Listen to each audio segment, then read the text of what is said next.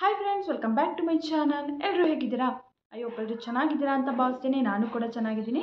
ಎಲ್ಲರೂ ಚೆನ್ನಾಗಿದ್ದೀರಾ ಅಂತ ತಿಳಿದು ಇವತ್ತಿನ ಒಂದು ವಿಡಿಯೋನ ಸ್ಟಾರ್ಟ್ ಮಾಡೋಣ. ಓಕೆ ಫ್ರೆಂಡ್ಸ್, ಇವತ್ತಿನ ವಿಡಿಯೋ ಏನು ಅಂತ ನೋಡೋದಾದರೆ, ಗೃಹಲಕ್ಷ್ಮಿ ಯೋಜನೆ 6ನೇ ಕಂತಿನ ಹಣ ಆಲ್ರೆಡಿ ಬಿಡುಗಡೆ ಆಗಿ ಎಲ್ಲ ಫಲಾನುಭವಿಗಳ ಖಾತೆಗೆ ಜಮಾ ಆಗೋದಕ್ಕೂ ಕೂಡ ಶುರುವಾಗಿದೆ. ಆದರೆ ಇಲ್ಲಿ ಕೇವಲ ಒಂದು 20% ಫಲಾನುಭವಿಗಳಿಗೂ ಮಾತ್ರನೇ ಬಂದಿದೆ. ಇನ್ನೂ ಕೂಡ 80% ಫಲಾನುಭವಿಗಳಿಗೆ ಹಣ ಬರಬೇಕು.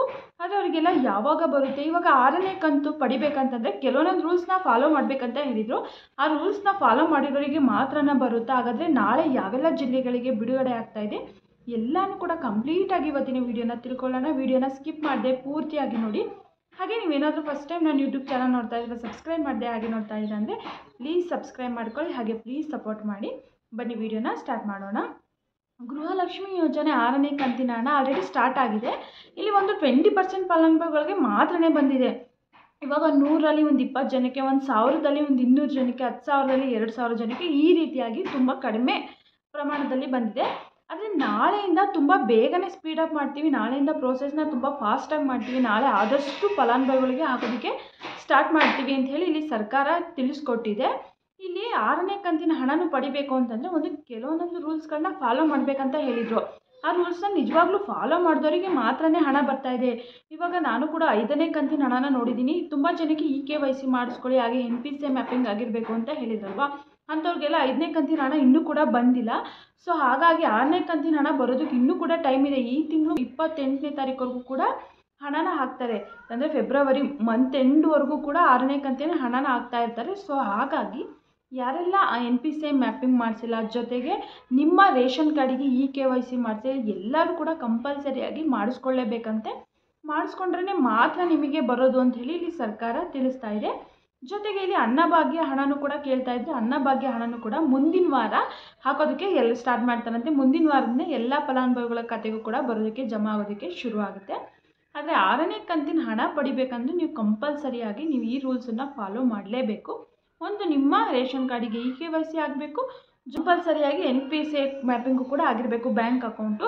ಸೊ ಹಾಗಾಗಿ ಈ 2 ರೂಲ್ಸ್ನ ಯಾರೆಲ್ಲ ಫಾಲೋ ಮಾಡ್ತೀರೋ ಅವರಿಗೆ ಹಣ ಬರೋದಕ್ಕೇನು ಕೂಡ ತೊಂದರೆ ಆಗೋದಿಲ್ಲ. ಅವರಿಗೆ ಬಂದೇ ಬರುತ್ತೆ 100%. ಇವತ್ತು ಬರಲಿಲ್ಲ ಅಂತಂದರೆ ನಾಳೆ ಆದರೂ ಕೂಡ ಬಂದೇ ಬರುತ್ತೆ. ಇವಾಗ ಒಂದೇ ದಿನ ಎಲ್ಲ ಫಲಾನುಭವಿಗಳಿಗೂ ಹಾಕೋದಕ್ಕಾಗಲ್ಲ ಅಲ್ವಾ, ಒಂದು ದಿನಕ್ಕೆ ಇಷ್ಟೇ ಅಂತ ಲಿಮಿಟ್ ಇರುತ್ತೆ. ಸೊ ಹಾಗಾಗಿ ಈ ತಿಂಗಳು ಮಂತ್ ಎಂಡ್ವರೆಗೂ ಕೂಡ ಹಣ ಬರ್ತಾ ಇರುತ್ತೆ. ಅಲ್ಲಿವರೆಗೂ ಕೂಡ ವೆಯ್ಟ್ ಮಾಡಬೇಕಾಗುತ್ತೆ. ಇವಾಗ ನಿಮ್ಮ ಜೊತೆ ಹಾಕಿರೋರಿಗೆ ಇವತ್ತು ಬಂದುಬಿಡುತ್ತೆ, ಅಯ್ಯೋ ನಮಗೆ ಇನ್ನೂ ಬಂದಿಲ್ಲ, ಇನ್ನೂ 4 ದಿನ ಆದರೂ ಬಂದಿಲ್ಲ, 5 ದಿನ ಆದರೂ ಬಂದಿಲ್ಲ ಅಂತ ಯಾರೂ ಕೂಡ ಗಾಬರಿ ಆಗಬೇಡಿ. ಯಾಕಂದರೆ ಲೇಟು ಕೂಡ ಆಗ್ಬೋದು. ಸೊ ಹಾಗಾಗಿ ಒಟ್ಟು ಬರುತ್ತೆ, ಈ ತಿಂಗಳು ಮುಗಿಯೋ ಅಷ್ಟರಲ್ಲಿ ಹಣ ಬರುತ್ತೆ. ಒಟ್ಟು ನಾವು ವೆಯ್ಟ್ ಮಾಡಬೇಕಾಗುತ್ತೆ ಅಷ್ಟೇ. ಇಲ್ಲಿ ನಾಳೆ ಯಾವೆಲ್ಲ ಜಿಲ್ಲೆಗಳಿಗೆ ಬಿಡುಗಡೆ ಮಾಡ್ತಿದ್ದಾರೆ ಅಂತ ಕೇಳೋದಾದರೆ, ಇಲ್ಲಿ ಸರ್ಕಾರ ಒಂದು ದಿನಕ್ಕೆ ನಾವು ಇಷ್ಟೇ ಡಿಸ್ಟಿಕ್ಕಿಗೆ ಬಿಡುಗಡೆ ಮಾಡ್ತೀವಿ ಅಂತ ಯಾವತ್ತೂ ಕೂಡ ಹೇಳಿಲ್ಲ, ಎಲ್ಲೂ ಕೂಡ ಹೇಳಿಲ್ಲ. ಎಲ್ಲ ಡಿಸ್ಟಿಕ್ಕಿಗೂ ಕೂಡ ಬಿಡುಗಡೆ ಮಾಡ್ತಾರೆ. ಬಟ್ ಒಂದೇ ದಿನ ಬರಲ್ಲ ಅಷ್ಟೇ. ಇನ್ನು ಎಲ್ಲ ಫಲಾನುಭವಿಗಳಿಗೂ ಕೂಡ ಬರುತ್ತೆ, ಆದರೆ ಸ್ವಲ್ಪ ನಿಧಾನ ಆಗುತ್ತೆ. ಒಂದೇ ದಿನಕ್ಕೆ ಎಲ್ಲ ಡಿಸ್ಟಿಕ್ಕಿಗೂ ಕೂಡ ಬಿಡುಗಡೆ ಮಾಡ್ತಾ ಇದ್ದಾರೆ. ಅಂತಂದರೆ ಅಲ್ಲಿ ಸರ್ವರ್ ಮೇಲೆ ಅಲ್ಲಿ ಟೆಕ್ನಿಕಲ್ ಇಶ್ಯೂಸ್ ಏನಾದರೂ ಇತ್ತು ಅಂತಂದರೆ ಒಂದೊಂದು ಟೈಮು ತುಂಬ ಫಲಾನುಭವಿಗಳಿಗೆ ಬರುತ್ತೆ, ಒಂದೊಂದು ಡಿಸ್ಟಿಕಲ್ಲಿ ಸ್ವಲ್ಪ ಕಡಿಮೆ ಫಲಾನುಭವಿಗಳಿಗೆ ಬರುತ್ತೆ. ಯಾಕಂದರೆ ಅಲ್ಲೇನಾದರೂ ಸರ್ವರ್ ಬ್ಯುಸಿ ಇತ್ತು, ಟೆಕ್ನಿಕಲ್ ಪ್ರಾಬ್ಲಮ್ ಇತ್ತು, ಏನಾದರೂ ಪ್ರಾಬ್ಲಮ್ ಇತ್ತು ಅಂದ್ರೇ ಸ್ವಲ್ಪ ಸರ್ವರ್ ಏನಾದರೂ ಡೌನ್ ಆಯಿತು ಅಂದರೆ ಸ್ವಲ್ಪ ಕಡಿಮೆ ಫಲಾನುಭವಿಗಳಿಗೆ ಬರುತ್ತೆ. ಇವಾಗ ಒಂದೇ ದಿನಕ್ಕೆ ಎಲ್ಲ ಫಲಾನುಭವಿಗಳಿಗೂ ಬರೋದಾಗಿದೆ. ತುಂಬಾ ಚೆನ್ನಾಗಿರ್ತಿತ್ತಲ್ವ, ಈ ರೀತಿ ಗೊಂದಲಗಳೇ ಆಗ್ತಿರಲಿಲ್ಲ. ಅಯ್ಯೋ ನಮಗೆ ಇನ್ನೂ ಬಂದಿಲ್ಲ, ನಮಗೆ ಬಂದಿಲ್ಲ ಅಂತಿದ್ರೆ ಇವಾಗ 1ನೇ ಕಂತು ಬಂದಿದೆ, 2ನೇ ಕಂತು ಬಂದಿದೆ, ಎಷ್ಟೋ ಜನಕ್ಕೆ 3ನೇ ಕಂತು 4ನೇ ಕಂತು ಬಂದಿಲ್ಲ. ಈ ರೀತಿ ಒಂದೇ ದಿನಕ್ಕೆ ಎಲ್ಲ ಫಲಾನುಭವಿಗಳಿಗೂ ಹಾಕೋದಿದ್ರೆ ಯಾವ ಸಮಸ್ಯೆನೂ ಕೂಡ ಇರ್ತಿರ್ಲಿಲ್ಲ. ಸೊ ಹಾಗಾಗಿ ಒಂದು ದಿನಕ್ಕೆ ಲಿಮಿಟ್ ಇರುತ್ತೆ, ಇಷ್ಟೇ ಹಾಕಬೇಕಂತ ಹೇಳ್ಬಿಟ್ಟು. ಸೊ ಹಾಗಾಗಿ ಎಲ್ಲರಿಗೂ ಬರ್ತಾ ಹೋಗುತ್ತೆ, ಸ್ವಲ್ಪ ನಿಧಾನ ಆಗುತ್ತೆ ಅಷ್ಟೇ. ಸೊ ಎಲ್ಲರೂ ಕೂಡ ವೆಯ್ಟ್ ಮಾಡಬೇಕು. ಆದಷ್ಟು ಈ ರೂಲ್ಸ್ಗಳನ್ನ ಫಾಲೋ ಮಾಡಿ. 6ನೇ ಕಂತಿನ ಹಣ ಮುಗಿಯೋ ಅಷ್ಟರಲ್ಲಿ ಈ ರೂಲ್ಸ್ಗಳನ್ನ ಫಾಲೋ ಮಾಡಲಿಲ್ಲ ಅಂದರೆ ಏನಾಗುತ್ತೆ ಅಂತಂದರೆ ನಿಮ್ಗೆ 6ನೇ ಕಂತಿನ ಹಣನೂ ಕೂಡ ಬರೋದಿಲ್ಲ. 7ನೇ ಕಂತಿನ ಹಣದಷ್ಟರಲ್ಲಿ ಏನಾದರೂ ಕ್ಲಿಯರ್ ಮಾಡಿಕೊಂಡ್ರೆ ಆವಾಗ ಬಹುಶಃ ಬರ್ಬೋದು. ಸೊ ಹಾಗಾಗಿ ಸರ್ಕಾರ ಏನೇ ಹೇಳಿದ್ರು ಕೂಡ ಆದಷ್ಟು ಫಾಲೋ ಮಾಡ್ತಾ ಹೋಗಿ. ನಿಮಗೆ ಯಾವುದೇ ರೀತಿ ತೊಂದರೆ ಇಲ್ಲದೆ ಇರೋ ಥರ ಹಣ ಬರ್ತಾ ಹೋಗುತ್ತೆ.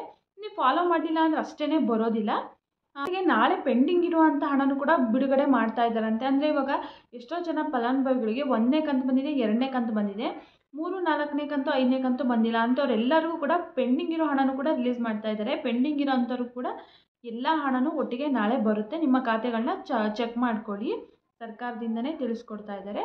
ಸೊ ಹಾಗಾಗಿ ಈ ಮಾಹಿತಿ ಸ್ವಲ್ಪನಾದರೂ ಉಪಯೋಗ ಆಯಿತು ಅಂತ ಅನ್ಕೋತೀನಿ. ನಿಮ್ಗೆ ಏನಾದರೂ ಉಪಯುಕ್ತ ಅನಿಸಿದರೆ ನನ್ನ ಚಾನಲ್ ಸಬ್ಸ್ಕ್ರೈಬ್ ಮಾಡಿದೆ ಹಾಗೆ ನೋಡಿದರೆ ಪ್ಲೀಸ್ ಸಬ್ಸ್ಕ್ರೈಬ್ ಮಾಡ್ಕೊಳ್ಳಿ, ಹಾಗೆ ಪ್ಲೀಸ್ ಸಪೋರ್ಟ್ ಮಾಡಿ. ವಿಡಿಯೋನ ಯಾರೆಲ್ಲ ನೋಡ್ತಾ ಇದ್ದೀರಿ ಎಲ್ರಿಗೂ ಕೂಡ ತುಂಬಾ ಧನ್ಯವಾದಗಳು.